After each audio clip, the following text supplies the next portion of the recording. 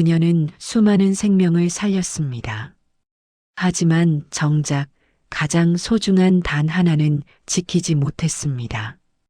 그녀가 수술실에 있는 동안 딸은 혼자 차가워져 갔습니다.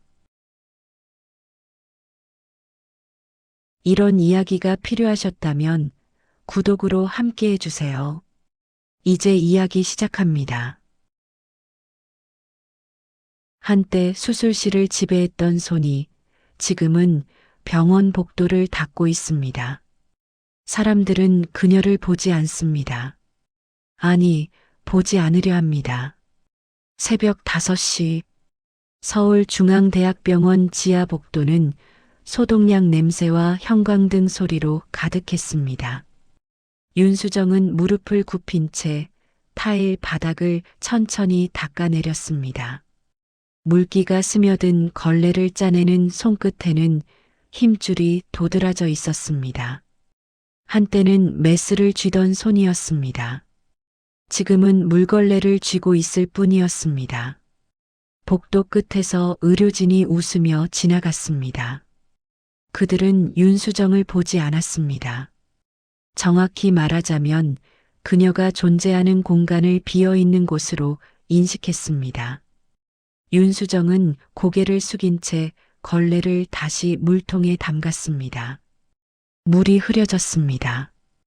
복도 천장의 환기구에서 희미한 바람이 흘러나왔습니다. 윤수정은 잠시 손을 멈추고 그 바람을 느꼈습니다. 차갑고 건조했습니다. 병원의 공기는 언제나 이랬습니다. 그녀는 일어나 물통을 들고 다음 구역으로 향했습니다. 복도 모퉁이를 돌 때 응급실 쪽에서 사이렌 소리가 들려왔습니다. 구급차가 도착한 모양이었습니다. 윤수정은 발걸음을 멈추지 않았습니다. 그곳은 더 이상 그녀의 자리가 아니었습니다. 청소 구역을 마치고 지하 휴게실로 돌아왔을 때 동료 청소원 김정숙이 컵라면을 먹고 있었습니다. 수정 씨, 오늘 일찍 왔네요? 윤수정은 고개만 끄덕였습니다. 김정숙은 그녀가 말이 없다는 걸 이미 알고 있었기에 더 묻지 않았습니다. 휴게실 벽에는 병원 직원 명단이 붙어 있었습니다. 의사, 간호사, 행정직, 청소원 명단은 맨 아래 작은 글씨로 적혀 있었습니다. 윤수정의 이름도 거기 있었습니다. 윤수정 환경미화원. 그녀는 명단을 보지 않았습니다. 보지 않아도 이미 알고 있었기 때문입니다. 자신이 어디에 속해 있는지, 어디로 돌아갈 수 없는지, 김정숙이 컵라면 국물을 후루룩 마시며 말했습니다. 오늘 3층에 VIP 환자 온대요. 재벌이라던데. 청소 좀 더 꼼꼼히 해야 할 것 같아요. 윤수정은 작게 대답했습니다. 네. 그녀의 목소리는 잔잔했습니다. 감정이 실려 있지 않았습니다. 오래전부터 그랬습니다. 휴게실 창문 너머로 아침 햇살이 비쳐 들어왔습니다. 윤수정은 창밖을 바라보지 않았습니다. 그저 손을 씻고 다시 물통을 들었습니다. 오전 6시 다음 구역 청소가 기다리고 있었습니다. 윤수정이 3층 복도를 청소하던 중이었습니다. 갑자기 응급실 쪽에서 날카로운 경보음이 울려 퍼졌습니다. 심장 모니터가 급격히 변하는 소리, 의료진의 발소리가 복도를 가득 채웠습니다. 윤수정은 걸레를 멈추고 고개를 들었습니다. 그 소리, 그녀는 그 리듬을 알고 있었습니다. 심실세동이었습니다. 복도 끝 응급실 문이 열렸습니다. 간호사 2명이 황급히 뛰어나왔습니다. 제세동기, 빨리. 목소리에 긴장이 묻어났습니다. 윤수정은 물통을 내려놓고 천천히 응급실 쪽으로 시선을 돌렸습니다. 문틈 사이로 보이는 환자 침대, 심전도 모니터의 불규칙한 파형, 의사 한 명이 환자의 가슴을 압박하고 있었습니다. 젊은 의사였습니다. 전태진. 이 병원에서 가장 촉망받는 심장내과 전문의. 그는 정확한 압박 리듬을 유지하려 애쓰고 있었지만 윤수정의 눈에는 그의 손끝이 약간 떨리는 것이 보였습니다. 간호사가 제세동기를 가져왔습니다. 충전 완료. 전태진이 패드를 환자 가슴에 댔습니다. 클리어. 전기 충격이 가해졌습니다. 환자의 몸이 순간 들렸다가 내려앉았습니다. 모니터는 여전히 불규칙한 파형을 그렸습니다. 전태진이 다시 충전을 지시했습니다. 윤수정은 복도에 서서 그 장면을 조용히 지켜봤습니다. 그녀는 알고 있었습니다. 전기 충격만으로는 부족하다는 것을. 지금 필요한 건 에피네프린 투여와 동시에 압박 위치 조정이었습니다. 두 번째 충격. 환자는 반응하지 않았습니다. 전태진의 이마에 땀이 맺혔습니다. 간호사들이 서로를 바라보며 당혹스러워했습니다. 공기가 무거워졌습니다. 윤수정은 입술을 살짝 깨물었습니다. 그녀의 발이 한 걸음 앞으로 나아가려 했습니다. 하지만 멈췄습니다. 그녀는 더 이상 그 자리에 있을 자격이 없었습니다. 응급실 안에서 전태진이 말했습니다. 에피네프린 1mg 정맥 투여. 간호사가 황급히 약물을 준비했습니다. 윤수정은 고개를 저었습니다. 너무 늦었습니다. 투여 타이밍을 놓쳤습니다. 그때 전태진의 시선이 문 밖으로 향했습니다. 복도에 서 있는 윤수정과 눈이 마주쳤습니다. 짧은 순간이었습니다. 하지만 전태진은 그녀의 눈빛에서 무언가를 읽었습니다. 윤수정은 시선을 피하지 않았습니다. 그녀는 조용히, 아주 조용히 입을 열었습니다. 압박 위치가 틀렸습니다. 목소리는 작았지만 응급실 안까지 들렸습니다. 전태진이 미간을 찌푸렸습니다. 뭐라고요? 간호사 한 명이 윤수정을 보며 손짓했습니다. 저기 지금 청소 중이시잖아요. 윤수정은 대답하지 않았습니다. 그녀는 다시 한번 전태진을 바라봤습니다.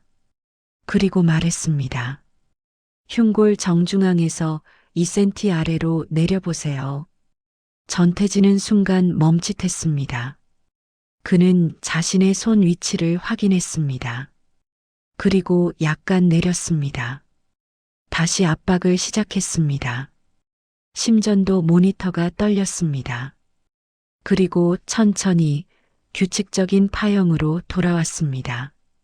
환자의 맥박이 돌아왔습니다. 응급실 안이 잠시 고요해졌습니다. 간호사들이 안도의 한숨을 내쉬었습니다. 전태진은 손을 떼며 모니터를 응시했습니다. 그는 천천히 고개를 들어 복도를 바라봤습니다. 윤수정은 이미 사라진 뒤였습니다. 물통과 걸레만 복도 한쪽에 남아 있었습니다. 전태진은 미간을 좁혔습니다. 방금 그 여자는 누구였을까? 어떻게 저런 말을 할 수 있었을까? 간호사 한 명이 조심스럽게 물었습니다. 선생님, 괜찮으세요? 전태진은 고개를 끄덕였습니다. 하지만 그의 시선은 여전히 복도를 향하고 있었습니다. 뭔가 찝찝했습니다. 설명할 수 없는 불편함이 남았습니다. 그날 오후 윤수정은 병원 뒤편 쓰레기 집화장에서 분리수거를 하고 있었습니다. 의료 폐기물과 일반 쓰레기를 구분하는 일. 그녀의 손은 기계처럼 움직였습니다. 생각하지 않으려 했습니다. 하지만 오전의 장면이 자꾸 떠올랐습니다. 환자의 얼굴, 심전도 모니터의 파형, 전태진의 떨리는 손끝, 윤수정은 장갑을 벗고 손을 씻었습니다. 차가운 수돗물이 손목을 타고 흘러내렸습니다. 그녀는 물을 바라보며 멍하니 서 있었습니다. 문득 뒤에서 발소리가 들렸습니다. 윤수정이 고개를 돌렸습니다. 전태진이었습니다. 그는 흰 가운을 입은 채 집화장 입구에 서 있었습니다. 표정은 차갑지도 따뜻하지도 않았습니다. 다만 불편함이 어려 있었습니다. 전태진이 먼저 입을 열었습니다. 아까 응급실에서 말씀하신 분이 맞죠? 윤수정은 대답하지 않았습니다. 그저 수돗물을 잠그고 손을 닦았습니다. 전태진이 한 걸음 다가왔습니다. 어떻게 알았습니까? 압박 위치가 틀렸다는 걸. 윤수정은 잠시 망설였습니다. 그리고 조용히 말했습니다. 보였습니다. 전태진은 미간을 찌푸렸습니다. 보였다고요? 청소원분이 어떻게 그런 걸 알 수 있죠? 윤수정은 대답하지 않았습니다. 그녀는 장갑을 다시 끼고 쓰레기 봉투를 들어 올렸습니다. 전태진이 말을 이었습니다. 혹시 의료 관련 일을 하셨습니까? 윤수정의 손이 잠깐 멈췄습니다. 그녀는 고개를 저었습니다. 아닙니다.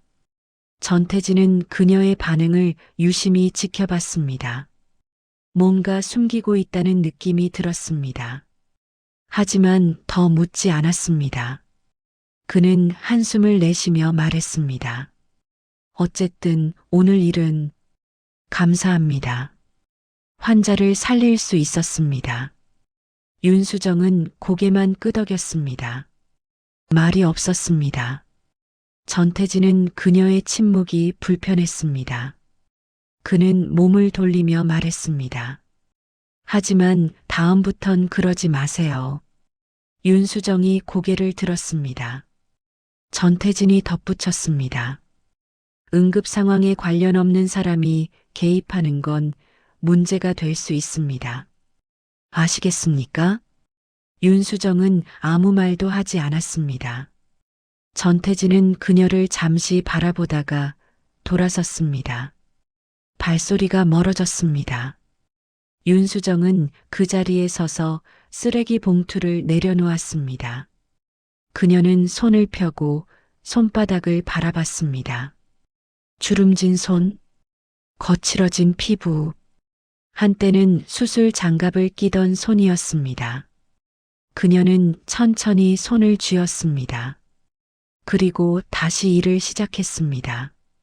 집화장을 나와 복도로 돌아왔을 때 동료 김정숙이 다가왔습니다. 수정 씨, 아까 심장내과 선생님이 찾으셨다던데요? 윤수정은 고개를 저었습니다. 아무것도 아니에요. 김정숙은 고개를 갸우뚱했지만 더 묻지 않았습니다. 윤수정은 청소 도구를 챙겨 4층으로 향했습니다. 복도는 조용했습니다. 환자 보호자 몇몇이 의자에 앉아 졸고 있었습니다. 윤수정은 그들을 깨우지 않도록 조심스럽게 걸레질을 했습니다. 복도 끝 창문 너머로 석양이 비쳤습니다. 윤수정은 잠시 손을 멈추고 하늘을 바라봤습니다. 붉게 물든 구름. 그녀는 예전에도 이런 하늘을 본 적이 있었습니다. 수술실 창문 너머로 환자를 살린 날, 그리고 딸을 잃은 날. 윤수정은 눈을 감았습니다. 깊이 숨을 들이마셨습니다. 그리고 다시 걸레를 움직였습니다. 오후 6시, 윤수정은 마지막 청소 구역을 마치고 휴게실로 돌아왔습니다. 옷을 갈아입고 가방을 들었습니다. 병원 뒷문을 나서며 그녀는 한 번도 뒤를 돌아보지 않았습니다. 지하철역으로 향하는 길, 어둠이 내려앉고 있었습니다. 윤수정은 걸었습니다. 조용히, 아무도 알아보지 않는 사람처럼. 다음 날 아침, 윤수정은 평소와 같은 시간에 병원에 도착했습니다. 새벽 5시 30분. 아직 어둠이 가시지 않은 시간이었습니다. 지하 직원 통로를 지나 휴게실로 향하던 중 복도 벤치에 앉아 있는 노인 한 명이 눈에 들어왔습니다. 70대로 보이는 남성이었습니다. 낡은 점퍼를 입고 손에는 보온병을 들고 있었습니다. 윤수정은 그를 지나쳐 가려 했습니다. 하지만 노인이 먼저 말을 걸었습니다. 실례지만 여기 심장내과 병동 어디 있는지 아십니까? 윤수정은 멈춰 섰습니다. 3층입니다. 노인이 고개를 끄덕였습니다. 감사합니다. 아들이 입원해 있어서요. 윤수정은 짧게 대답했습니다. 쾌차하시길 바랍니다. 그녀는 다시 걸으려 했습니다. 하지만 노인의 목소리가 다시 들려왔습니다. 저기, 혹시? 윤수정이 돌아봤습니다. 노인은 그녀를 빤히 바라보고 있었습니다. 표정이 묘했습니다. 뭔가 확신하지 못하면서도 확인하고 싶어하는 얼굴이었습니다. 혹시 윤수정 선생님 아니십니까? 윤수정의 몸이 굳었습니다. 그녀는 노인을 다시 봤습니다. 기억이 희미하게 떠올랐습니다. 노인이 천천히 일어섰습니다. 저 기억 안 나시겠지만 전영석이라고 합니다. 17년 전에. 윤수정은 고개를 저었습니다. 잘못 보신 것 같습니다. 전영석은 당황했습니다. 아니, 분명히. 윤수정은 말을 끊었습니다. 저는 청소원입니다. 선생님이 아닙니다. 그녀의 목소리는 단호했습니다. 전영석은 더 이상 말하지 못했습니다. 윤수정은 그를 지나쳐 휴게실로 들어갔습니다. 문이 닫혔습니다. 전영석은 복도에 혼자 남았습니다. 그는 윤수정이 사라진 방향을 한참 바라봤습니다. 틀림없었습니다. 17년 전 자신의 아들 심장을 살린 그 의사, 윤수정. 전영석은 천천히 벤치에 다시 앉았습니다. 그는 보온병 뚜껑을 열어 따뜻한 차를 한 모금 마셨습니다. 손이 떨렸습니다. 감정 때문인지 추위 때문인지 알 수 없었습니다.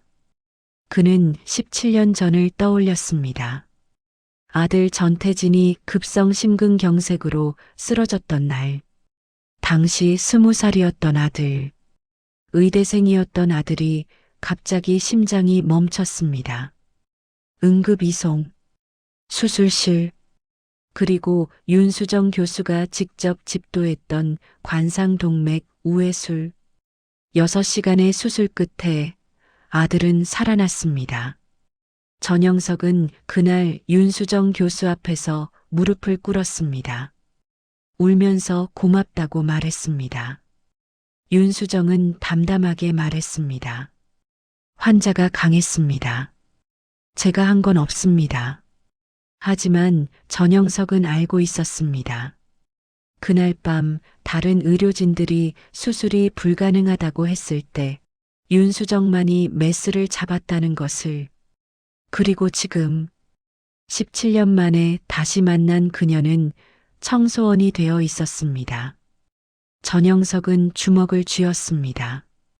왜 그렇게 되었는지 알 수 없었습니다. 하지만 묻지 못했습니다. 윤수정의 눈빛이 차단하고 있었습니다. 묻지 말아달라는 침묵이었습니다. 전영석은 한숨을 내쉬었습니다. 그는 보온병을 가방에 넣고 천천히 일어섰습니다. 3층으로 향해야 했습니다. 아들이 기다리고 있었습니다. 엘리베이터를 타고 올라가는 동안 전영석은 계속 윤수정을 생각했습니다. 그녀에게 무슨 일이 있었던 걸까? 왜 그녀는 자신의 정체를 숨기고 있는 걸까? 엘리베이터 문이 열렸습니다. 3층 심장내과 병동. 전영석은 복도를 걸었습니다. 병실 앞에 도착했습니다. 문을 열었습니다. 병상에 누워있는 아들, 전태진. 그는 차트를 보고 있었습니다. 환자 기록을 검토하는 중이었습니다. 전영석이 들어서자 전태진이 고개를 들었습니다. 아버지, 일찍 오셨네요. 전영석은 웃으며 가방에서 보온병을 꺼냈습니다. 미역국 끓여왔다. 먹어라. 전태진은 차트를 내려놓고 보온병을 받았습니다. 감사합니다. 전영석은 아들을 바라봤습니다. 건강하게 자란 아들, 의사가 된 아들, 심장내과 전문의가 된 아들, 모두 윤수정 덕분이었습니다. 전영석은 입을 열려다가 다시 닫았습니다. 지금은 말하지 않기로 했습니다. 언젠가 기회가 오겠지. 그때 말하자. 전태진이 미역국을 한 숟가락 떠먹으며 말했습니다. 아버지, 어제 이상한 일이 있었어요. 전영석이 물었습니다. 무슨 일? 전태진은 응급실에서 있었던 일을 이야기했습니다. 청소원이 압박 위치를 지적했던 일, 그리고 실제로 환자가 살아난 일. 전영석의 표정이 굳었습니다. 그 청소원이 어떻게 생겼는데? 전태진은 고개를 갸우뚱했습니다. 글쎄요, 60대쯤? 말수가 없고 조용했어요. 왜요? 전영석은 대답하지 않았습니다. 그는 창밖을 바라봤습니다. 햇살이 병실 안으로 스며들고 있었습니다. 전태진이 다시 물었습니다. 아버지? 전영석은 고개를 돌렸습니다. 아니다. 그는 더 이상 말하지 않았습니다. 말할 수 없었습니다. 아직은 때가 아니었습니다. 그날 오후 윤수정은 3층 중환자실 앞 복도를 청소하고 있었습니다. 중환자실은 출입이 제한된 구역이었지만 복도까지는 청소가 필요했습니다. 유리문 너머로 환자들이 보였습니다. 각종 장비에 연결된 채 누워있는 사람들. 윤수정은 그들을 보지 않으려 했습니다. 하지만 눈이 자꾸 그쪽으로 향했습니다. 그때 중환자실 안에서 경보음이 울렸습니다. 간호사 한 명이 급히 뛰어나왔습니다. 선생님, 3번 환자 산소 포화도 급락. 복도 끝에서 전태진이 달려왔습니다. 그는 중환자실로 뛰어들어갔습니다. 윤수정은 걸레를 멈추고 유리문 쪽을 바라봤습니다. 안이 보였습니다. 전태진이 환자 옆에서 모니터를 확인하고 있었습니다. 산소 포화도 78%. 위험한 수치였습니다. 간호사가 물었습니다. 인공호흡기 압력 올릴까요? 전태진이 고개를 끄덕였습니다. 15에서 18로. 간호사가 설정을 조정했습니다. 하지만 모니터 수치는 오르지 않았습니다. 오히려 76%로 떨어졌습니다. 전태진의 얼굴이 굳었습니다. 왜 안 오르지? 간호사가 당황하며 말했습니다. 기도 확보는 정상인데요. 전태진은 환자의 가슴을 청진했습니다. 호흡음이 약했습니다. 좌측 폐음이 거의 들리지 않았습니다. 기흉일 수도 있습니다. X-레이 준비. 간호사가 급히 이동식 X-레이 장비를 가져왔습니다. 윤수정은 유리문 밖에서 그 장면을 지켜봤습니다. 그녀는 환자의 자세를 봤습니다. 목이 약간 꺾여 있었습니다. 기도가 막힐 수 있는 각도였습니다. 윤수정은 유리문에 손을 댔습니다. 들어가고 싶었습니다. 하지만 들어갈 수 없었습니다. X-레이 촬영이 시작되었습니다. 전태진은 결과를 기다렸습니다. 초조함이 얼굴에 드러났습니다. 윤수정은 유리문을 두드렸습니다. 안에서 간호사 한 명이 고개를 돌렸습니다. 윤수정이 손짓으로 목 각도를 조정하는 신용을 했습니다. 간호사는 이해하지 못했습니다. 윤수정은 다시 한 번 더 명확하게 손짓했습니다. 목을 들어 올리는 동작. 간호사가 전태진에게 말했습니다. 선생님, 밖에서 뭐라고 하는데요? 전태진이 짜증스럽게 돌아봤습니다. 윤수정이 보였습니다. 어제 그 청소원. 윤수정은 다시 손짓했습니다. 이번엔 더 천천히. 목각도, 기도 확보. 전태진은 순간 멈칫했습니다. 그는 환자를 다시 봤습니다. 목각도 확실히 조금 꺾여 있었습니다. 그는 망설였습니다. 하지만 환자의 산소 포화도는 계속 떨어지고 있었습니다. 74%. 전태진은 결정했습니다. 환자 턱을 들어 올려 보겠습니다. 간호사가 조심스럽게 환자의 목 뒤에 베개를 받쳤습니다. 기도가 펴졌습니다. 몇 초 후 산소 포화도 수치가 움직이기 시작했습니다. 76%, 80%, 85%, 90% 정상 범위로 돌아왔습니다. 중환자실 안이 조용해졌습니다. 간호사들이 안도의 한숨을 내쉬었습니다. 전태진은 모니터를 확인한 뒤 천천히 유리문 쪽을 봤습니다. 윤수정은 여전히 서 있었습니다. 그녀는 전태진과 눈이 마주치자 고개를 살짝 숙였습니다.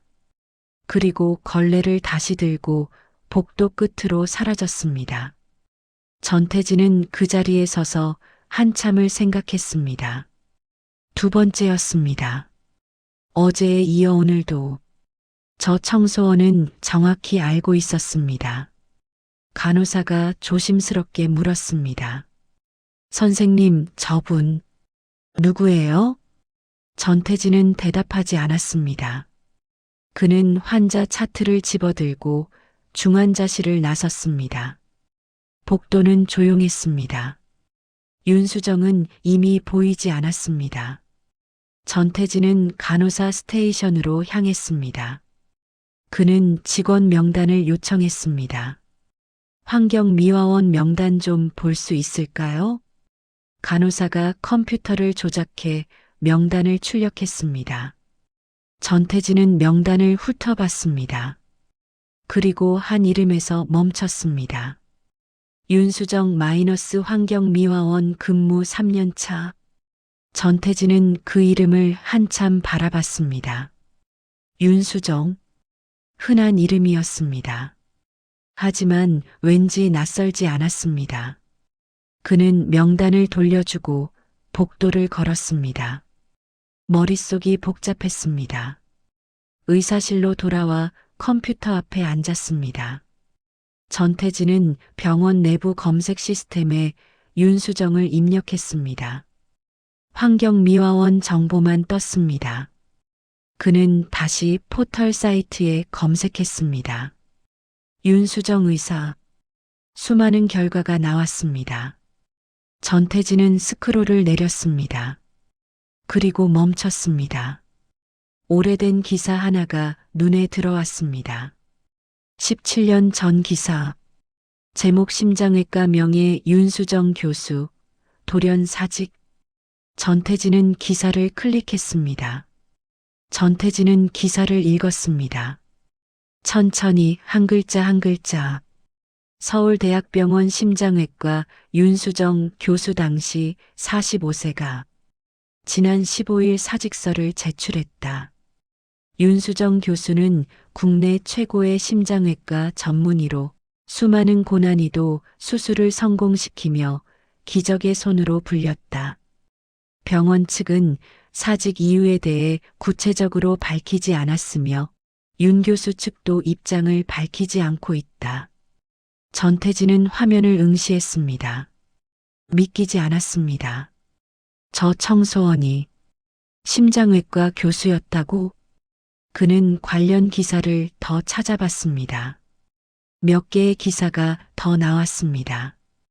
윤수정 교수 사직, 의료계 충격. 명예 윤수정, 병원 떠나다. 개인 사유로 알려져. 하지만 구체적인 이유는 어디에도 나와 있지 않았습니다. 마치 누군가 의도적으로 감춘 것처럼 전태진은 검색창에 다시 입력했습니다. 윤수정 교수 사직 이후 몇 개의 커뮤니티 게시글이 나왔습니다. 의료인 커뮤니티였습니다. 17년 전 글이었습니다. 윤수정 교수 사직 관련해서 아는 사람? 내부 소식통에 따르면 개인적인 사고가 있었다던데 자세한 건 모르겠고 병원 측에서 함구령 내렸다고 들었음. 전태진은 더 이상 찾을 수 없었습니다. 그는 컴퓨터를 끄고 의자에 기댔습니다. 심장외과 교수, 명의, 그리고 지금은 청소원. 17년 동안 무슨 일이 있었던 걸까? 전태진은 자리에서 일어났습니다. 그는 병원 복도를 걸었습니다. 3층, 4층, 5층. 윤수정을 찾았습니다. 하지만 보이지 않았습니다. 전태진은 황경미화 사무실로 향했습니다. 문을 두드리고 들어갔습니다. 책임자가 고개를 들었습니다. 무슨 일이십니까, 선생님? 전태진이 물었습니다. 윤수정 씨 지금 어디 계신지 아십니까? 책임자가 근무표를 확인했습니다. 지금은 지하 주차장 청소 중일 겁니다. 전태진은 고개를 끄덕이고 사무실을 나섰습니다. 엘리베이터를 타고 지하로 내려갔습니다. 지하 주차장, 어둡고 습했습니다. 형광등 불빛만이 공간을 밝히고 있었습니다. 전태진은 주차장을 걸었습니다. 멀리서 걸레질하는 소리가 들렸습니다. 윤수정이었습니다. 그녀는 바닥을 닦고 있었습니다. 전태진의 발소리를 듣고 고개를 들었습니다. 두 사람의 시선이 마주쳤습니다. 전태진이 먼저 입을 열었습니다. 윤수정 교수님. 윤수정의 손이 멈췄습니다. 그녀는 대답하지 않았습니다. 전태진이 한 걸음 다가왔습니다. 제가 찾아봤습니다. 17년 전 기사들. 윤수정은 걸레를 물통에 담갔습니다. 잘못 보신 겁니다. 전태진이 고개를 저었습니다. 아닙니다. 서울대학병원 심장외과 윤수정 교수. 맞으시죠? 윤수정은 일어섰습니다. 그녀는 전태진을 정면으로 바라봤습니다. 그게 중요합니까? 전태진은 당황했습니다. 중요하죠. 교수님이 왜 여기서? 윤수정이 말을 끊었습니다. 저는 이제 청소원입니다. 그게 전부입니다. 전태진은 할 말을 잃었습니다. 윤수정은 물통을 들고 돌아서려 했습니다. 전태진이 다급히 말했습니다. 저 좀 가르쳐 주실 수 있습니까? 윤수정이 멈췄습니다. 전태진이 말을 이었습니다. 저는 자신이 있었습니다. 제 실력을 믿었고 책에 나온 대로만 하면 된다고 생각했습니다. 하지만 교수님은 책에 없는 걸 보셨습니다. 2번이나. 윤수정은 대답하지 않았습니다. 전태진이 고개를 숙였습니다. 부끄럽습니다. 제가 오만했습니다. 침묵이 흘렀습니다. 주차장은 고요했습니다. 윤수정이 천천히 말했습니다. 당신은 훌륭한 의사입니다. 전태진이 고개를 들었습니다. 윤수정이 덧붙였습니다. 하지만 환자를 보기 전에 책을 먼저 봅니다. 그게 문제입니다. 전태진은 아무 말도 하지 못했습니다. 윤수정이 물었습니다. 어제 환자 심전도 무슨 리듬이었습니까? 전태진이 대답했습니다. 심실세동이었습니다. 윤수정이 고개를 끄덕였습니다. 맞습니다. 그럼 왜 압박 위치가 틀렸습니까? 전태진은 생각했습니다. 교과서대로 했는데 윤수정이 말을 끊었습니다. 교과서는 평균을 말합니다. 하지만 환자는 평균이 아닙니다. 전태진은 그 말을 곱씹었습니다. 윤수정이 말을 이었습니다. 당신은 환자의 체형, 흉곽 구조를 보지 않았습니다. 그저 교과서 위치에 손을 올렸을 뿐입니다. 전태진은 고개를 숙였습니다. 윤수정은 물통을 내려놓았습니다. 의학은 과학입니다. 하지만 의술은 예술입니다. 환자를 보는 눈이 없으면 당신은 평생 교과서만 읽는 의사로 남을 겁니다. 전태진은 가슴이 뜨거워졌습니다. 부끄러움과 깨달음이 뒤섞인 감정이었습니다. 윤수정이 물었습니다. 당신은 왜 의사가 되었습니까? 전태진은 대답했습니다. 사람을 살리고 싶어서입니다. 윤수정이 조용히 웃었습니다. 쓸쓸한 웃음이었습니다. 그 마음을 잃지 마십시오. 그게 가장 중요합니다. 그녀는 물통을 다시 들었습니다. 이제 가보십시오. 환자들이 기다립니다. 전태진은 더 이상 말하지 못했습니다. 그는 고개를 숙여 인사했습니다. 감사합니다. 윤수정은 대답 대신 고개만 끄덕였습니다. 전태진은 주차장을 나섰습니다. 뒤돌아보지 않았습니다. 하지만 그의 마음속에는 윤수정의 말이 깊이 새겨졌습니다. 환자를 먼저 보라. 주차장에 혼자 남은 윤수정은 다시 바닥을 닦기 시작했습니다. 조용히 아무도 듣지 않는 곳에서 사흘이 지났습니다. 전태진은 달라져 있었습니다. 환자를 대하는 태도가 조금씩 변했습니다. 회진을 돌 때 그는 차트를 먼저 보지 않았습니다. 환자의 얼굴을 먼저 봤습니다. 호흡 패턴을 관찰했습니다. 손끝의 색을 확인했습니다. 간호사들이 그 변화를 느꼈습니다.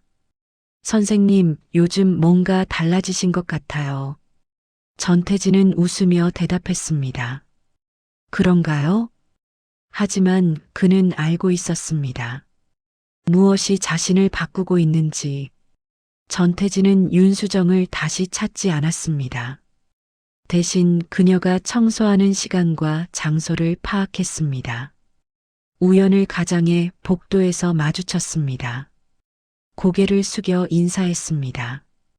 윤수정은 짧게 고개를 끄덕일 뿐이었습니다. 그렇게 며칠이 흘렀습니다. 어느 날 저녁 전태진은 아버지 전영석을 병원 카페테리아에서 만났습니다. 전영석은 퇴원을 앞두고 있었습니다. 경과가 좋았기 때문입니다. 두 사람은 마주 앉아 커피를 마셨습니다. 전영석이 먼저 입을 열었습니다. 태진아, 너 요즘 표정이 밝아졌구나. 전태진이 웃었습니다. 그래요? 전영석이 고개를 끄덕였습니다. 응. 처음엔 너무 딱딱하고 차가워 보였는데 요즘은 사람 냄새가 난다. 전태진은 커피를 한 모금 마셨습니다. 좋은 분을 만났어요. 전영석이 물었습니다. 누구? 전태진은 잠시 망설였습니다. 그리고 말했습니다. 청소원 한 분인데. 의사보다 더 많은 걸 가르쳐 주셨어요. 전영석의 표정이 변했습니다. 혹시 윤수정 씨? 전태진이 놀라 고개를 들었습니다. 어떻게 아세요? 전영석은 한숨을 내쉬었습니다. 그는 커피잔을 내려놓았습니다. 태진아, 내가 할 말이 있다. 전태진은 아버지를 바라봤습니다. 전영석의 표정이 심각했습니다. 전영석이 천천히 말했습니다. 너 17년 전 기억나니? 내가 심근경색으로 쓰러졌을 때 전태진은 고개를 끄덕였습니다. 어렴풋이요. 수술받았다는 건 알아요. 전영석이 말을 이었습니다. 그때 너를 살린 의사가 윤수정 교수였다. 전태진의 눈이 커졌습니다. 네. 전영석은 계속 말했습니다. 당시 다른 의사들은 모두 불가능하다고 했어. 너무 위험하다고. 하지만 윤수정 교수만 수술을 집도했지. 6시간 동안 내 심장을 살렸어. 전태진은 말문이 막혔습니다. 전영석이 덧붙였습니다. 나는 평생 그 은혜를 잊지 못했다. 그런데 며칠 전 이 병원에서 윤수정 교수를 다시 봤어. 청소원으로. 전태진은 숨을 깊이 들이마셨습니다. 머리가 복잡해졌습니다. 전영석이 물었습니다. 태진아, 윤수정 교수에게 무슨 일이 있었는지 아니? 전태진은 고개를 저었습니다. 아니요. 기사에도 자세한 내용은 없었어요. 전영석은 한참을 침묵했습니다. 그리고 말했습니다. 나도 정확히는 모른다. 하지만 당시 소문으로 들었던 게 있어. 전태진이 귀를 기울였습니다. 전영석이 조심스럽게 말했습니다. 윤수정 교수에게 딸이 있었대. 그런데 교수가 수술 중일 때 딸이 사고를 당했다는 거야. 급히 병원으로 실려왔는데 전영석은 말을 멈췄습니다. 전태진이 물었습니다. 그래서요? 전영석이 힘겹게 말했습니다. 윤수정 교수는 그때 다른 환자 수술 중이었어. 딸은 끝까지 어머니를 기다렸지만 결국 못 견뎠다고 들었어. 전태진의 가슴이 내려앉았습니다. 전영석이 말을 이었습니다. 그 후로 윤수정 교수는 병원을 그만뒀어. 아무 말도 없이. 그리고 17년 동안 사라졌던 거야. 전태진은 아무 말도 할 수 없었습니다. 그는 윤수정의 얼굴을 떠올렸습니다. 조용한 눈빛, 말없는 표정, 그 안에 담긴 상처. 전영석이 말했습니다. 태진아, 너는 윤수정 교수 덕분에 살아났어. 하지만 윤수정 교수는 자기 딸을 잃었지. 그 죄책감을 17년 동안 안고 살았을 거야. 전태진은 눈을 감았습니다. 숨이 막혔습니다. 전영석이 조용히 물었습니다. 우리가 뭘 해줄 수 있을까? 전태진은 대답하지 못했습니다. 그는 커피잔을 쥔 채 고개를 숙였습니다. 카페테리아는 조용했습니다. 사람들의 목소리가 희미하게 들렸지만 전태진의 귀에는 아무것도 들리지 않았습니다. 그는 윤수정을 생각했습니다. 자신을 살린 사람, 자신의 생명과 맞바꾼 사람, 그리고 그 대가로 평생의 고통을 짊어진 사람. 전태진은 주먹을 쥐었습니다. 손이 떨렸습니다. 전영석이 아들의 어깨를 잡았습니다. 태진아, 괜찮아. 전태진은 고개를 들었습니다. 눈가가 붉어져 있었습니다. 아버지, 저는 몰랐어요. 제가 누구 덕분에 살아있는지. 전영석이 말했습니다. 이제 알았잖니. 그럼 됐어.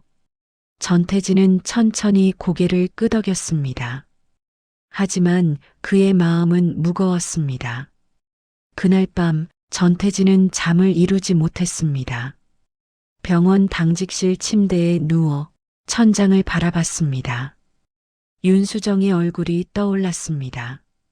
걸레를 쥔 손, 조용히 복도를 닦는 모습, 아무에게도 말하지 않는 침묵.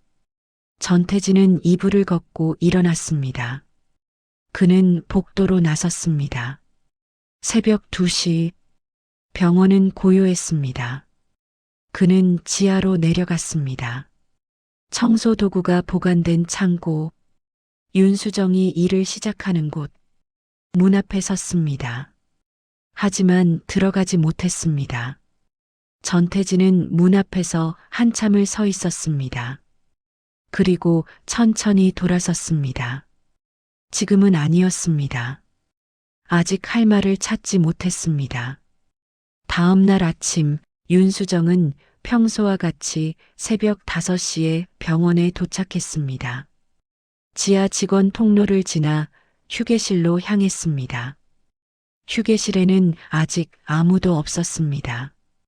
윤수정은 사물함에서 청소복으로 갈아입었습니다. 거울 앞에 섰습니다. 거울 속 자신을 봤습니다. 주름진 얼굴, 백발이 섞인 머리, 피곤한 눈, 한때는 수술복을 입었던 몸, 이제는 청소복을 입고 있었습니다. 윤수정은 거울에서 시선을 떼고 청소 도구를 챙겼습니다. 물통, 걸레, 쓰레받기. 무거웠지만 익숙했습니다. 1층 로비 청소를 시작했습니다. 환자와 보호자들이 하나둘 들어오기 시작했습니다. 윤수정은 그들을 피해 조용히 바닥을 닦았습니다. 로비 한쪽에 앉아 있는 여성이 눈에 들어왔습니다. 젊은 여성이었습니다. 옆에는 6살쯤 되어 보이는 딸이 앉아 있었습니다. 딸이 어머니에게 말했습니다. 엄마, 언제 들어가요? 어머니가 대답했습니다. 조금만 기다려. 아빠 수술 끝나면 볼 수 있어. 딸은 고개를 끄덕였습니다. 윤수정은 그 모습을 봤습니다. 손이 멈췄습니다. 가슴이 아팠습니다. 자신도 한때 저런 딸이 있었습니다. 지우, 윤지우. 17년 전 마지막으로 본 딸의 얼굴이 떠올랐습니다. 그날은 토요일이었습니다. 윤수정은 응급수술에 들어가 있었습니다. 50대 남성 환자의 대동맥 박리. 즉각 수술하지 않으면 사망하는 상황이었습니다. 수술은 5시간이 걸렸습니다. 윤수정은 집중했습니다. 한치의 실수도 없이 수술이 끝나갈 무렵 간호사가 급히 들어왔습니다. 교수님, 급한 전화입니다. 윤수정은 손을 떼지 못했습니다.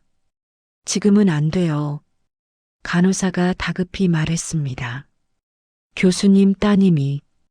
윤수정의 손이 멈췄습니다. 간호사가 말을 이었습니다. 교통사고로 응급실에 실려왔습니다. 윤수정은 숨이 막혔습니다. 하지만 환자는 아직 열려 있었습니다. 봉합이 끝나지 않았습니다. 윤수정은 결정해야 했습니다. 그녀는 손을 떼지 않았습니다. 마무리할게요. 5분만 더. 봉합을 끝냈습니다. 환자를 안정시켰습니다. 그리고 수술실을 뛰쳐나갔습니다. 응급실로 달려갔습니다. 지우가 침대에 누워 있었습니다. 얼굴이 창백했습니다. 피가 흘러내리고 있었습니다. 윤수정은 딸의 손을 잡았습니다. 지우야, 엄마 왔어. 지우는 눈을 떴습니다. 희미하게. 엄마. 윤수정은 눈물을 참았습니다. 괜찮아. 괜찮을 거야. 담당 의사가 다가왔습니다. 윤 교수님, 뇌출혈이 심합니다. 즉시 수술해야 합니다. 윤수정은 고개를 끄덕였습니다. 제가 할게요. 담당 의사가 말했습니다. 교수님 직접 하시는 건 윤수정이 말을 끊었습니다. 제가 합니다. 하지만 윤수정은 신경외과 의사가 아니었습니다. 심장외과 의사였습니다. 다른 의사가 조심스럽게 말했습니다. 신경외과 전문의를 불러야 합니다. 윤수정은 알고 있었습니다. 하지만 시간이 없었습니다. 신경외과 전문의가 도착했을 때 지우는 이미 의식을 잃은 뒤였습니다. 수술이 시작되었습니다. 윤수정은 수술실 밖에서 기다렸습니다. 무릎을 꿇고 손을 모으고 4시간이 지났습니다. 수술실 문이 열렸습니다. 신경외과 의사가 나왔습니다. 그는 고개를 저었습니다. 최선을 다했습니다. 하지만 윤수정은 그 뒤의 말을 듣지 않았습니다. 그녀는 수술실 안으로 뛰어들어갔습니다. 지우가 누워 있었습니다. 창백한 얼굴, 움직이지 않는 가슴. 윤수정은 딸의 손을 잡았습니다. 차가웠습니다. 지우야. 대답이 없었습니다. 윤수정은 딸을 안았습니다. 그리고 울었습니다. 처음으로 그녀는 수많은 환자를 살렸습니다. 하지만 자신의 딸은 살리지 못했습니다. 그날 이후 윤수정은 다시는 메스를 잡지 않았습니다.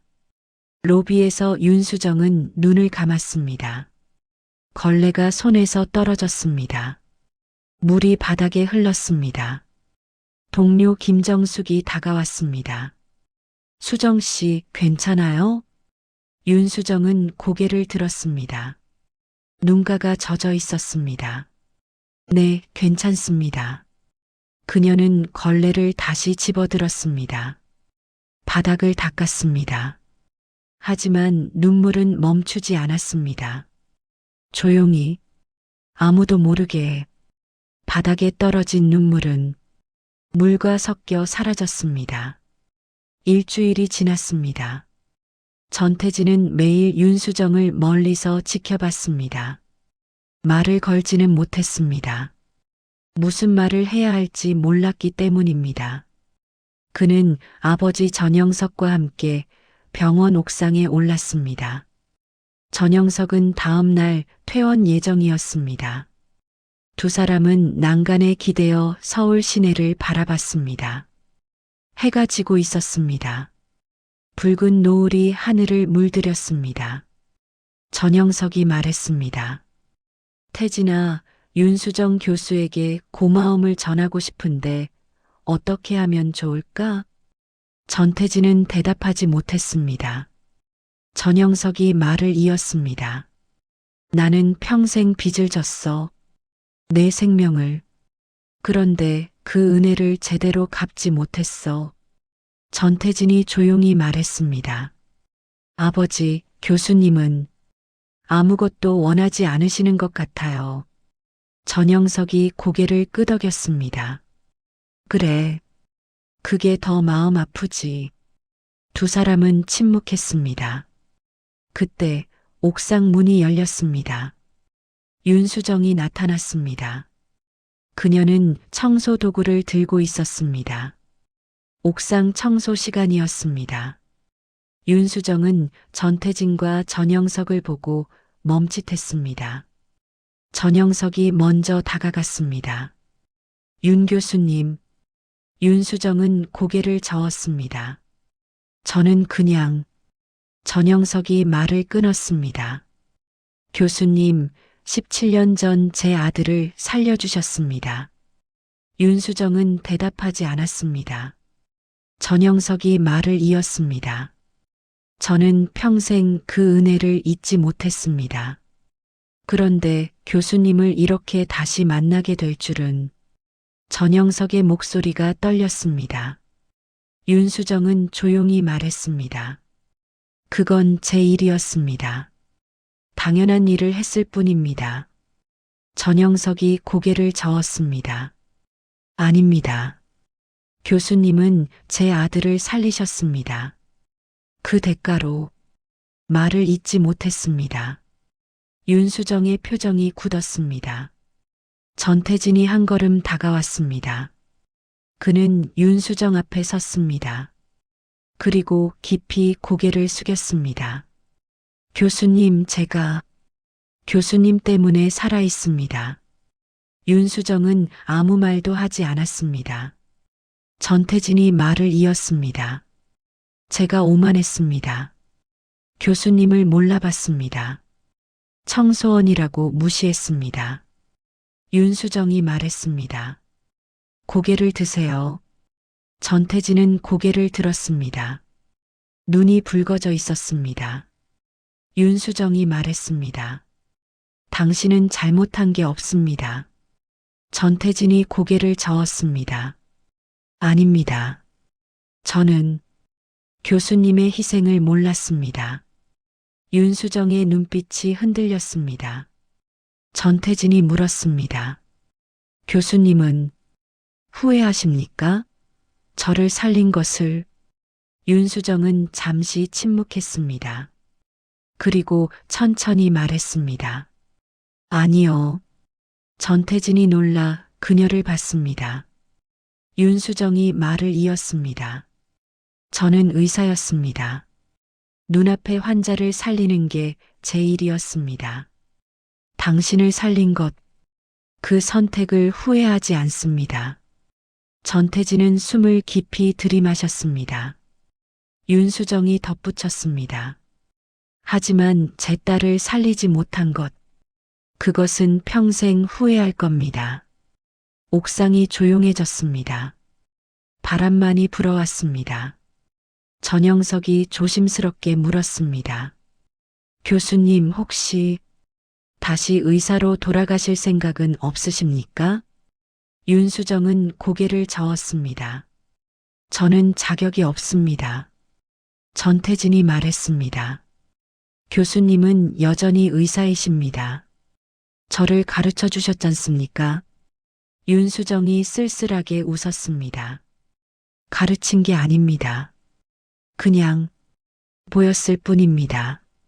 전태진이 물었습니다.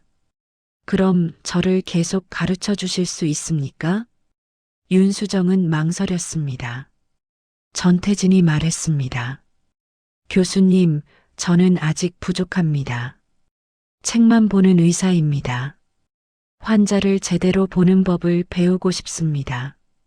윤수정은 전태진을 바라봤습니다. 진심이 담긴 눈빛이었습니다. 전영석이 덧붙였습니다. 교수님, 제 아들을 살려주신 것만으로도 감사합니다. 하지만 이제 제 아들을 진짜 의사로 만들어 주십시오.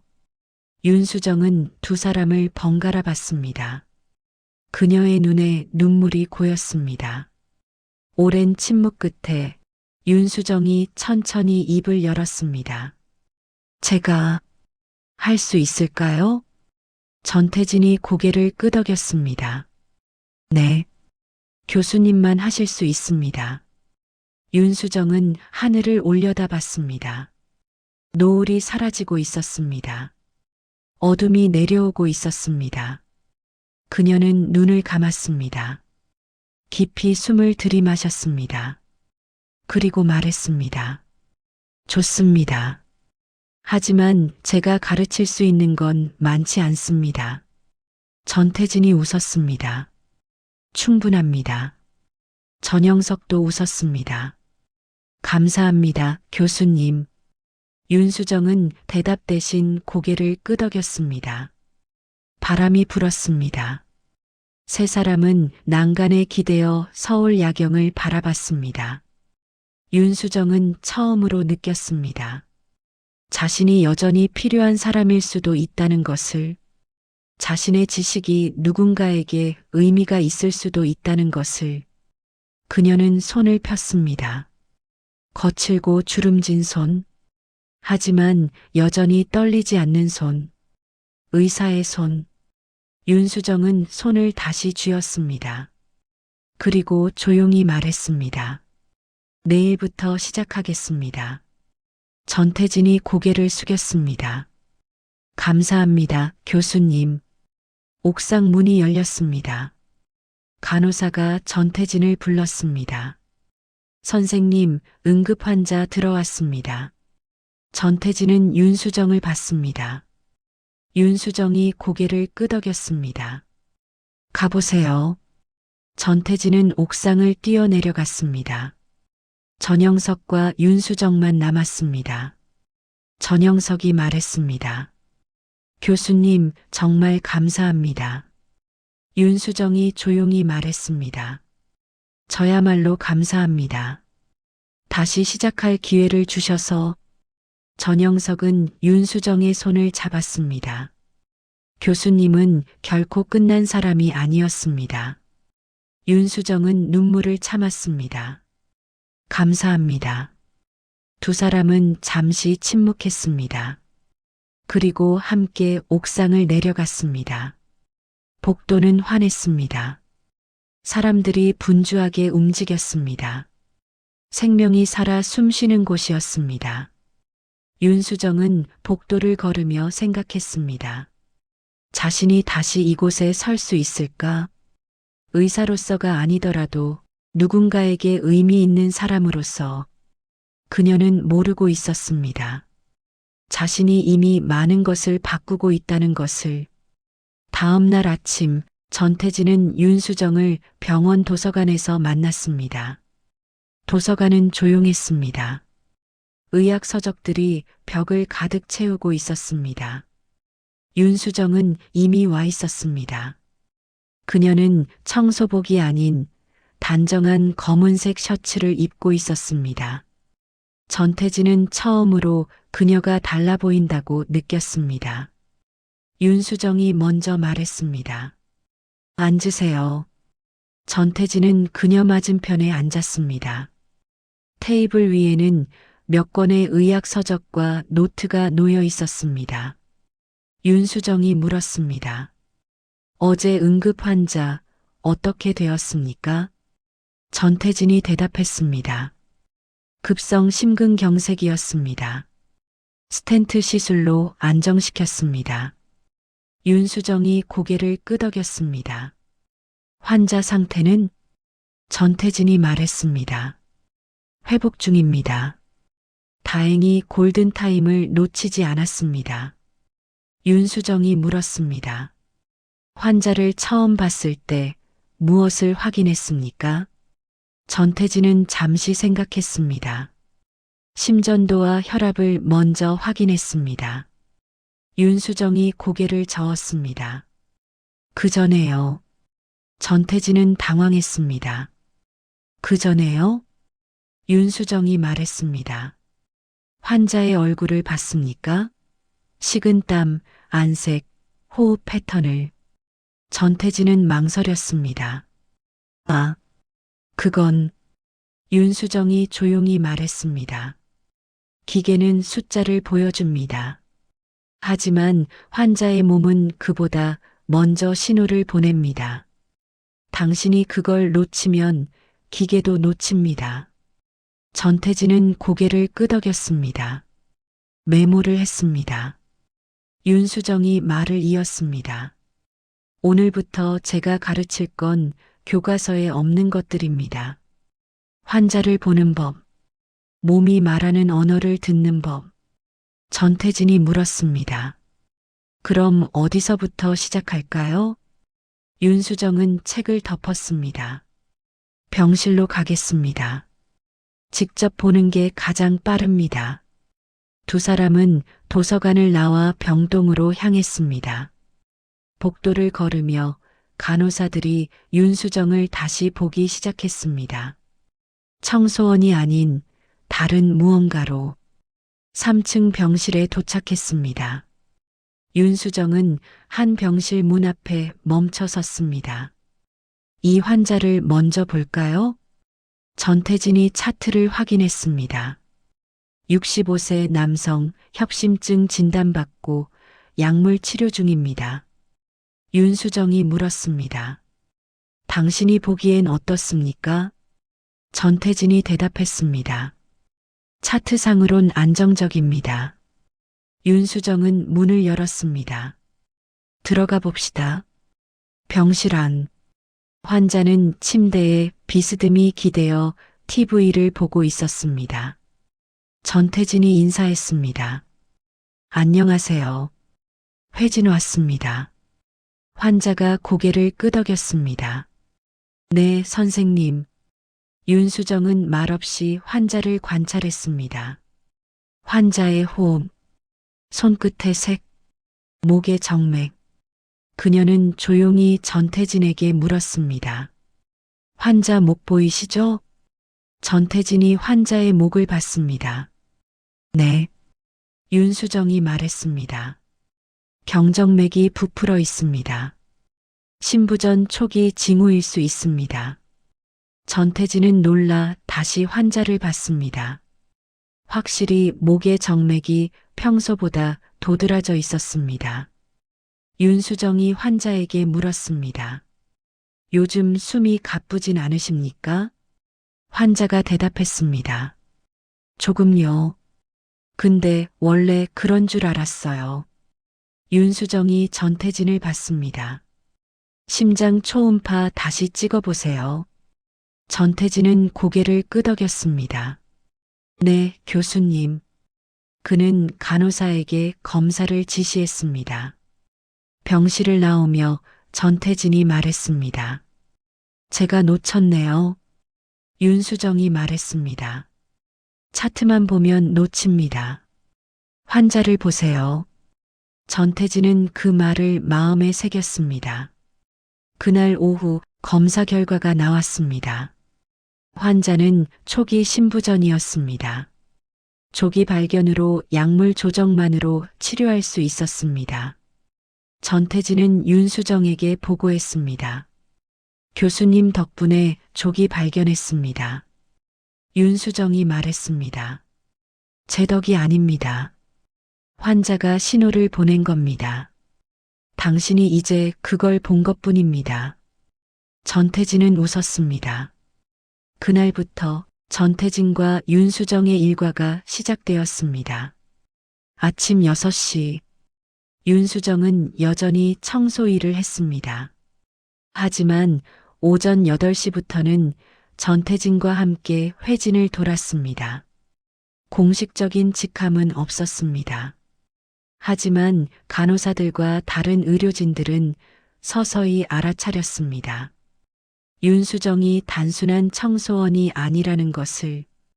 병원장도 소문을 들었습니다. 그는 윤수정을 찾았습니다. 윤 선생님, 다시 돌아오실 생각은 없으십니까? 윤수정은 고개를 저었습니다. 저는 이제 의사가 아닙니다. 병원장이 말했습니다. 하지만 선생님은 여전히 환자를 살리고 계십니다. 윤수정이 조용히 말했습니다. 저는 그저 옆에서 도울 뿐입니다. 병원장은 더 이상 권하지 않았습니다. 알겠습니다. 하지만 언제든 필요하시면 말씀하십시오. 윤수정은 고개를 숙였습니다. 감사합니다. 그날 저녁 전태진은 윤수정과 함께 병원 옥상에 올랐습니다. 해가 지고 있었습니다. 전태진이 물었습니다. 교수님, 왜 다시 돌아가지 않으시는 겁니까? 윤수정은 한참을 침묵했습니다. 그리고 말했습니다.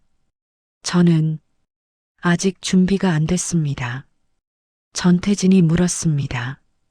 무엇을요? 윤수정이 대답했습니다. 용서를요.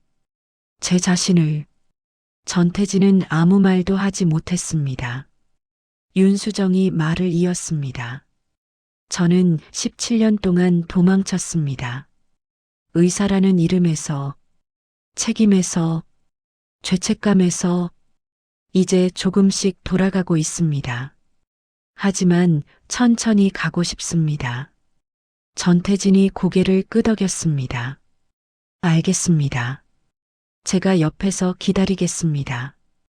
윤수정이 처음으로 따뜻하게 웃었습니다. 고맙습니다. 두 사람은 노을을 바라봤습니다. 도시의 불빛이 하나씩 켜지기 시작했습니다.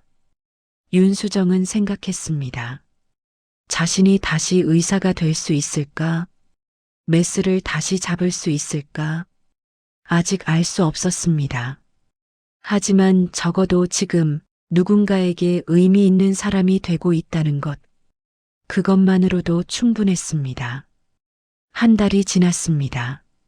전태진은 눈에 띄게 달라졌습니다. 환자를 대하는 태도, 진단하는 방식, 모든 것이 변했습니다. 그는 차트보다 환자를 먼저 봤습니다.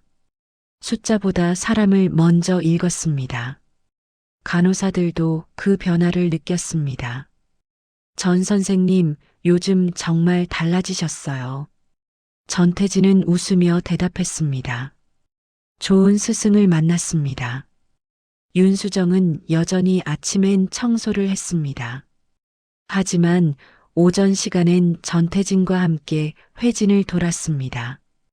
공식적인 직책은 없었지만 모두가 그녀를 선생님이라 불렀습니다. 어느 날 오후 응급실에서 호출이 왔습니다. 전 선생님, 급한 환자입니다. 전태진이 달려갔습니다.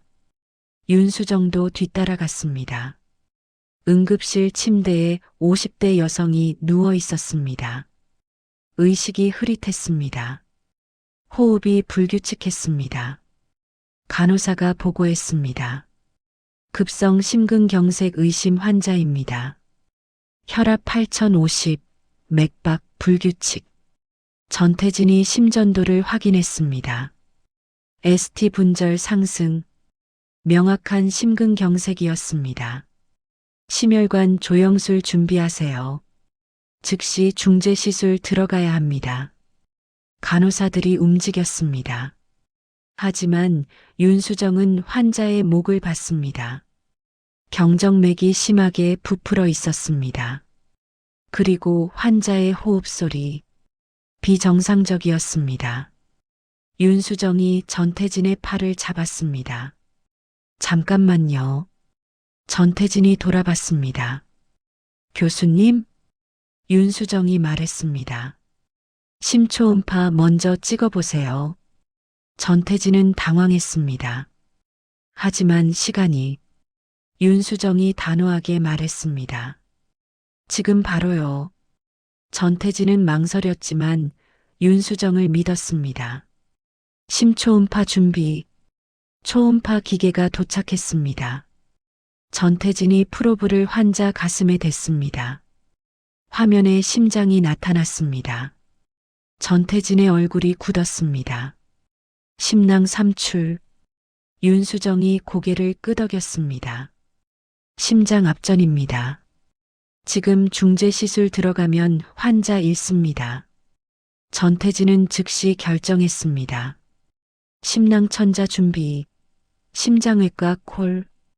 간호사들이 급히 움직였습니다. 심장외과 의사가 도착했습니다. 그는 상황을 파악하고 즉시 심낭천자를 시행했습니다. 바늘이 심낭에 삽입되었습니다. 혈액이 배출되기 시작했습니다. 환자의 혈압이 올라갔습니다. 호흡이 안정되었습니다.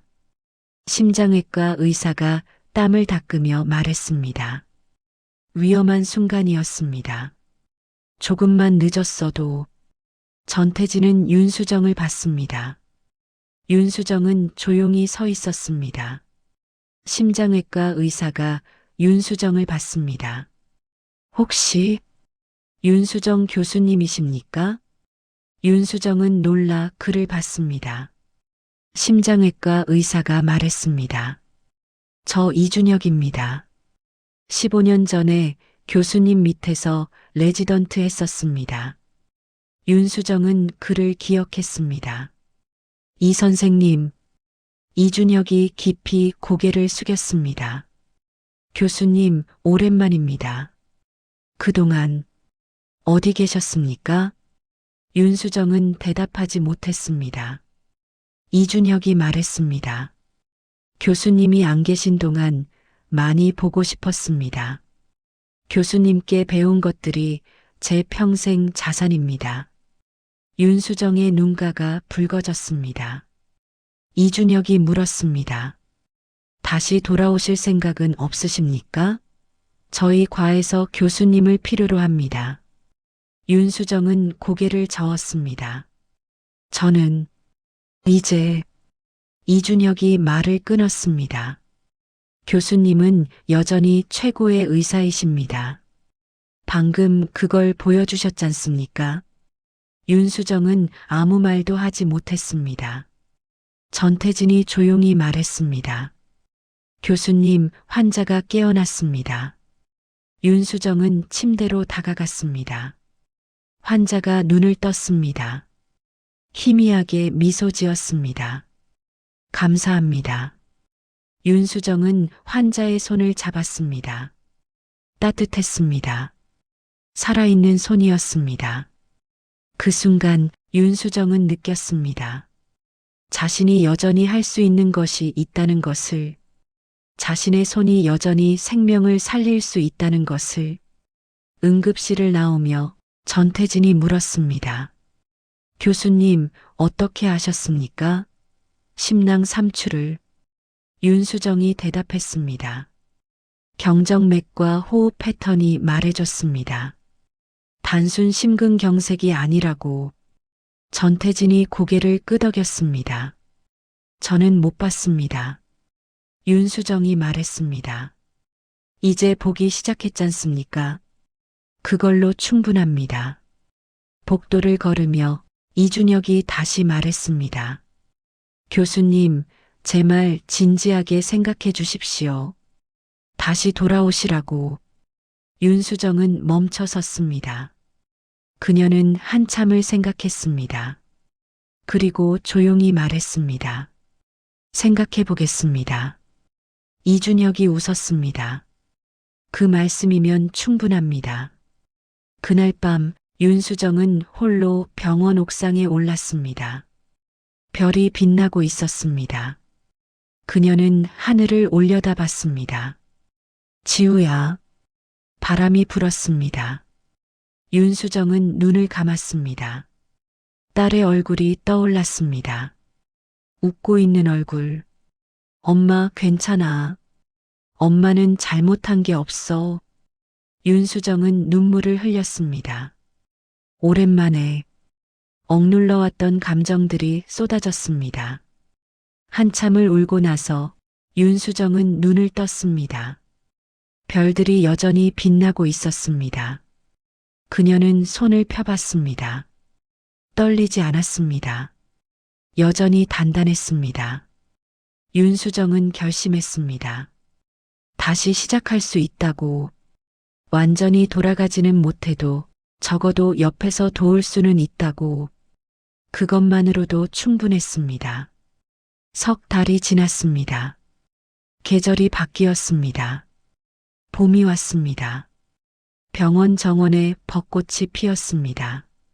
환자들과 보호자들이 휠체어를 타고 산책을 나왔습니다. 생명이 다시 피어나는 계절이었습니다. 윤수정은 여전히 청소원이었습니다. 새벽엔 복도를 닦았습니다. 물걸레를 쥐고 조용히 바닥을 닦았습니다. 하지만 오전부터는 달랐습니다. 그녀는 전태진과 함께 회진을 돌았습니다. 때론 심장외과 이준혁의 수술에도 참관했습니다. 직접 메스를 잡지는 않았습니다. 대신 옆에서 조언했습니다. 여기 봉합선 조금 더 촘촘하게. 환자 혈압 떨어지고 있습니다. 수액 속도 조절하세요. 이준혁은 그녀의 조언을 따랐습니다. 윤수정의 눈은 여전히 정확했기 때문입니다. 수술이 끝나고 이준혁이 말했습니다. 교수님, 정말 감사합니다. 교수님 덕분에 환자 살렸습니다. 윤수정이 고개를 저었습니다. 당신이 한 겁니다. 저는 그저 봤을 뿐입니다. 이준혁은 웃었습니다. 교수님은 항상 그렇게 말씀하시죠. 병원 내에서 윤수정의 존재는 조용히 퍼졌습니다. 공식적인 직함은 없었지만 모두가 그녀를 존경했습니다. 젊은 의사들은 그녀에게 조언을 구했습니다. 간호사들은 그녀를 선생님이라 불렀습니다. 병원장은 다시 한번 제안했습니다.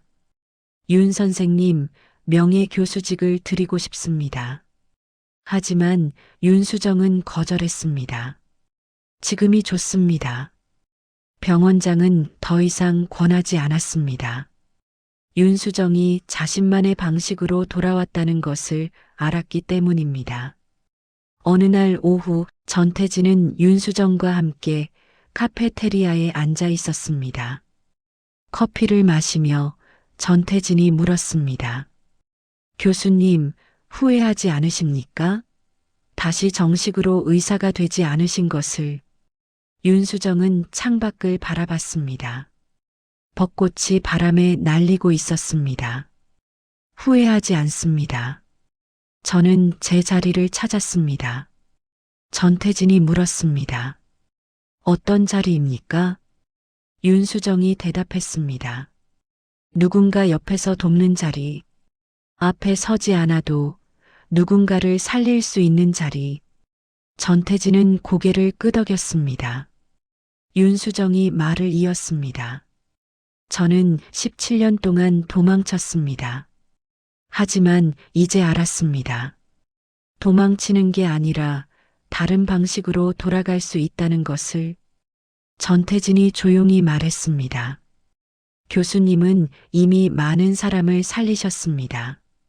저를 포함해서요. 윤수정이 웃었습니다.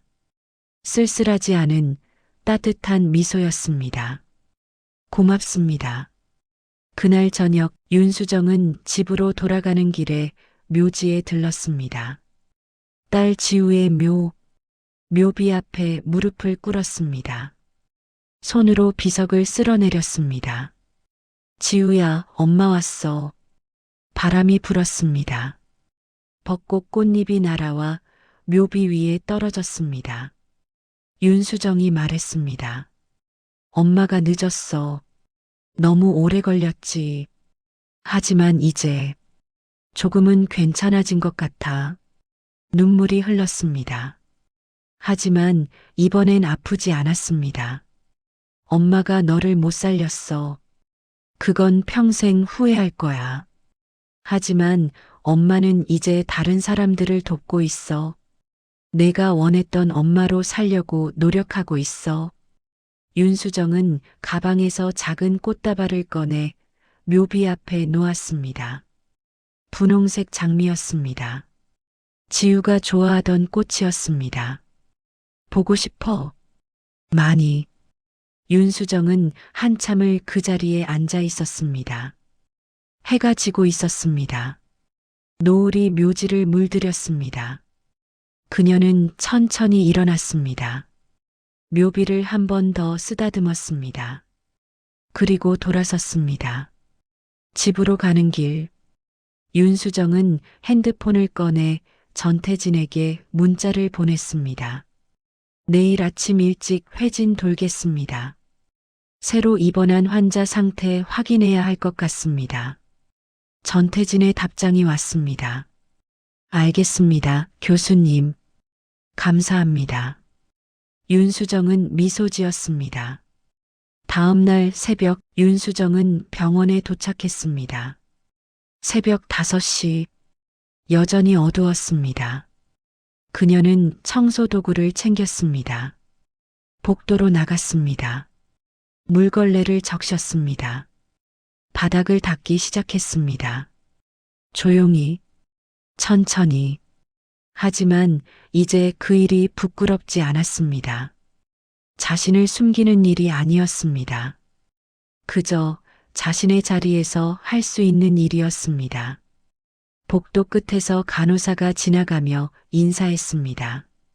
선생님, 안녕하세요. 윤수정이 고개를 끄덕였습니다. 좋은 아침입니다. 청소를 마치고 윤수정은 휴게실에서 옷을 갈아입었습니다. 거울을 봤습니다. 주름진 얼굴. 하지만 눈빛은 달랐습니다. 예전처럼 생기가 돌았습니다. 윤수정은 병동으로 향했습니다. 전태진이 기다리고 있었습니다. 교수님, 준비됐습니다. 윤수정이 고개를 끄덕였습니다. 시작하겠습니다. 두 사람은 병실로 들어갔습니다. 환자가 누워 있었습니다. 윤수정은 환자를 봤습니다. 차트가 아닌 사람을. 좋은 아침입니다. 어디 불편한 곳은 없으십니까?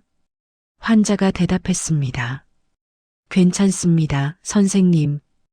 윤수정은 환자의 손을 잡았습니다. 맥박을 확인했습니다.